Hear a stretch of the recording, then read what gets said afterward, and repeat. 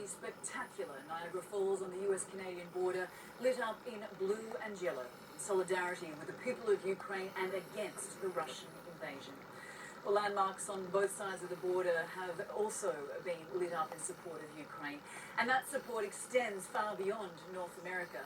Landmarks in Seoul, South Korea, also lit up in Ukraine's colours. Hello, I'm Anna Karan in Hong Kong with more on our breaking news coverage. Ukrainian Americans and their allies are finding solace in church attendance. One Ukrainian Catholic church in New York is seeing an increase in attendees from those wanting to pay respects and others trying to find peace through worship. Polo Sandoval has this report. Here at St. George Ukrainian Catholic Church, church leaders estimating that out of the roughly 5,000 parishioners, about 80% of them are Ukrainian immigrants. And we have seen for the last several days, many of them coming here and uniting in prayer. Faith certainly playing a massive role for so many Ukrainian Americans, and we met several of them, including Maya Lopatinski, who attended Sunday service earlier this morning, talking about that sense of unity that she's seen not just within the church, but around the Ukrainian American community in general.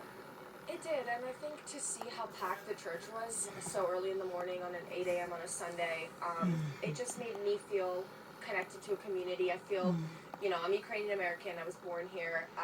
To be connected to a community of immigrants and people who were born here, it just made me feel a lot better. And I do feel like coming to church is the best that we can do. It's all that we can do right now. And outside of those Sunday services, we have seen people showing their support with this small memorial that's formed just at the steps of this church. Also in attendance during Sunday service was New York Cardinal Timothy Dolan, telling the congregation today that he's not only praying for the Ukrainian community, but also praying with them as well. Polo Sandoval, CNN, New York. Around the world, we're seeing powerful protests and displays of solidarity with the people of Ukraine. Rallies were held in cities across the US over the weekend, including the nation's capital, demanding an end to the war. In Berlin, thousands gathered at Tiergarten Park Sunday to express their outrage over the Russian invasion. And in Tel Aviv, thousands of Israelis, including many of Ukrainian descent, took to the streets to condemn Russia's aggression. A Ukrainian brewery is contributing to the fight in their own special way, serving up Molotov cocktails instead of the usual draft beer. They've even made a special label for the bottles featuring an image of Russian President Vladimir Putin.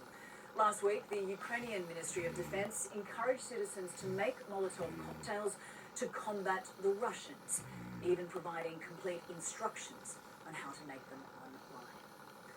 Well, thanks so much for watching. I'm Anna Karan in Hong Kong. Our breaking news coverage continues after this short break.